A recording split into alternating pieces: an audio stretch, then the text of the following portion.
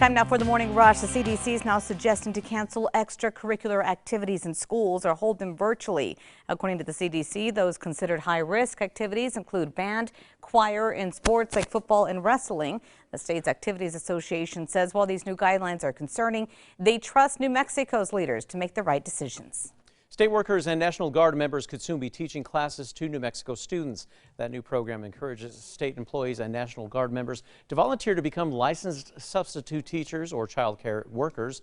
The PED secretary says that the goal is to eventually get 500 people to take part in the program. The cyber attack that closed Albuquerque public schools for 2 days is resolved this morning. Superintendent Scott Elder confirming on Tuesday that it was a ransomware attack, but APS says they did not pay a ransom to clear up the issue.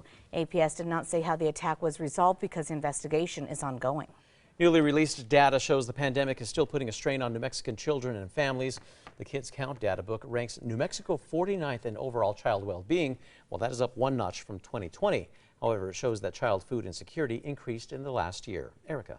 And here's a look at the school day forecast. Temperatures are colder this morning, so you'll need those warmer layers, hats, and gloves for the bus stop. And by the afternoon, we're only making it into the 40s. The layers will be needed for the afternoon as well. Well, the state's top health officials are now urging the public to take advantage of at-home COVID tests. But as of right now, there's no way to report an at-home test result to the state. Dr. Davis Grace says that they are working on a fix for the NM Notify website and the app. The airman convicted of killing a Mennonite woman from Farmington is sentenced to life in prison. Investigators say Mark Gooch kidnapped Sunday school teacher Sasha Krause back in 2020, then drove her to a remote area outside of Flagstaff. That's where he killed her. Investigators believe he killed Krause out of resentment for the church. The Smithsonian's National Museum of the American Indian in Washington, D.C. will now be under the leadership of a New Mexico woman. Cynthia Chavez Lamar will be the first ever Native American woman to lead the museum. Lamar will oversee the museum's 3 facilities starting on February 14th. Erica. Here's a look at the threat index across the state. It is higher today. We have snowy roads in southern and eastern New Mexico, so use caution. Well, this week, U.S. Secretary of State Antony Blinken is working to ease the tensions between the Ukraine and Russia. Blinken met with his Ukrainian counterpart during the high-stakes visit.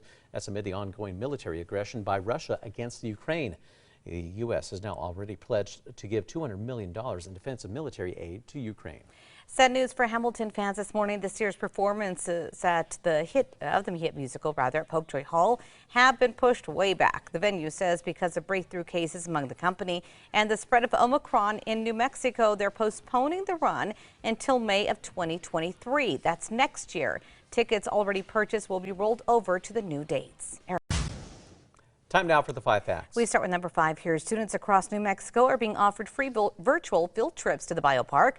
Thornburg Investment Management Group will be sponsoring 20 virtual field trips. Staff will teach students about everything from penguins to bugs. There will also be animal interactions. At number 4, as early as next Monday, state workers and National Guard members could be teaching classes to New Mexico students. Well, that new program encourages state employees and National Guard members to volunteer to become licensed substitute teachers or child care workers. The PED secretary says that there's a statewide need now of about 900 substitutes. And at number 3, it's going to be a chilly day across the state with highs in the 30s and 40s. It's going to be coldest in eastern New Mexico.